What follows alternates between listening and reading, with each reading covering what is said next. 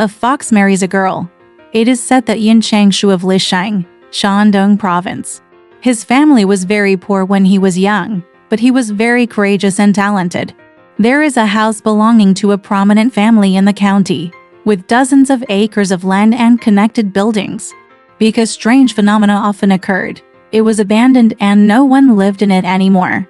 As time passed, it gradually became filled with basil, and no one dared to go in broad daylight.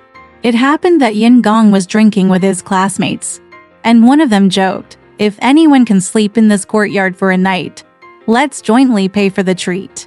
Yin Gong jumped up and said, "What's so difficult about this?" Then he took a mat and went.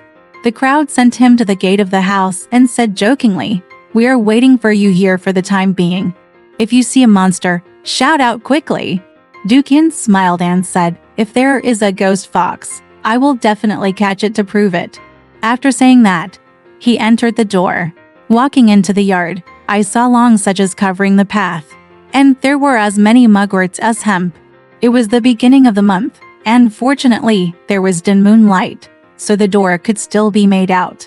Yin Gong groped his way through several courtyards before reaching the back building. When we boarded the platform, we stopped in our tracks when we saw that it was clean and lovely. I looked at the moon in the west. It had already set behind the mountain, leaving only a ray of afterglow. After sitting there for a long time, seeing that nothing strange happened, he secretly laughed at the absurdity of the rumors. With a stone as my pillow, I lay on my back and watched the stars Altair and Vega in the sky. At the end of the first watch, Yin Gong felt sleepy. Suddenly I heard footsteps downstairs, and they came up from below. He pretended to be asleep, looked sideways, and saw a man in Xingyi coming up carrying a lotus lantern. Suddenly spotting Yin Gong, she stepped back in shock and said to the people behind her, "There is someone up there." The people below asked, "Who is it?"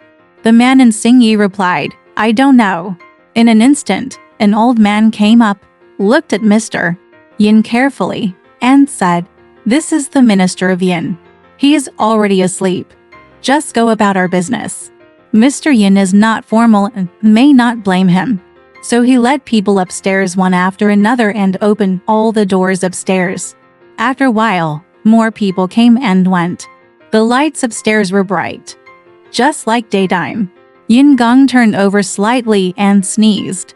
The old man heard that he was awake, so he came out, knelt down and said, "I have a daughter who is getting married tonight. I didn't expect to offend the nobleman. I hope you won't be blamed." Yin Gong stood up, took the old man and said, "I didn't know there was a big happy event in your house tonight. I feel ashamed that I didn't send you any congratulatory gifts." The old man said, "It is a great honor for the nobleman to come and suppress the evil spirits. Please sit with me for a while, and the villain's family will be even more glorious." Duke Yin was very happy and agreed. Yin Gong entered the building and saw that the decorations inside were very gorgeous. At this time, a woman came out to see him. She was about 40 years old. The old man said, "This is my wife." Duke Yin bowed his hand in return. In an instant, I heard the deafening sound of pipes and drums, and someone ran up and said, "Here we come." The old man hurriedly went out to greet him, and Yin Gong also stood up and waited. After a while, there were many gauze lanterns guiding the groom in. The groom is about 17 or 18 years old and has a handsome appearance. The old man asked him to salute Yin Gong first. The groom looked at Yin Gong. Duke Yin was like the host of a wedding, half officiating. Immediately afterwards, the father-in-law and his father-in-law bowed to each other, and after doing so, they took their seats. After a while, the young maids and maids brought steaming delicacies and wine, jade balls and gold cups one after another, making the table shine with the reflection. After drinking for a few rounds, the old man asked the maid to fetch the young lady. The maid responded and left. "Haven't seen him for a long time." The old man got up and opened the curtain himself to urge him. After a while, several maids and servants came out, surrounded by the bride. The rings jingled, and the incense of orchid and musk was scattered everywhere. The old man asked his daughter to salute above. After getting up, she sat next to her mother. Yin Gong took a brief look and saw that she had an emerald phoenix hairpin in her bun and pearl earrings. Her appearance was gorgeous and unparalleled. Later, Jinju was used to pour wine.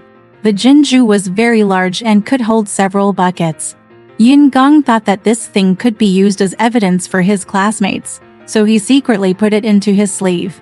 He pretended to be drunk and lay on the table as if he was asleep. Everyone at the banquet said, "Mr. Yin is drunk." Not long after, I heard that the groom was leaving.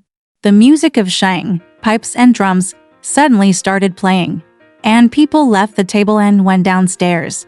Then the owner packed up the drinking utensils and found that a golden goblet was missing. He couldn't find it no matter how hard he looked for it. Some people secretly discussed that Jinju might be in the hands of the drunken Duke Yin. When the old man heard about it, he hurriedly warned people not to talk nonsense, for fear that Duke Yin would hear it.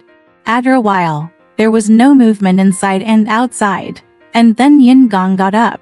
There was no light around, only the fragrance of powder and the strong smell of alcohol filled the whole room. Seeing that Dongfeng had turned white, Yin Gong slowly went downstairs.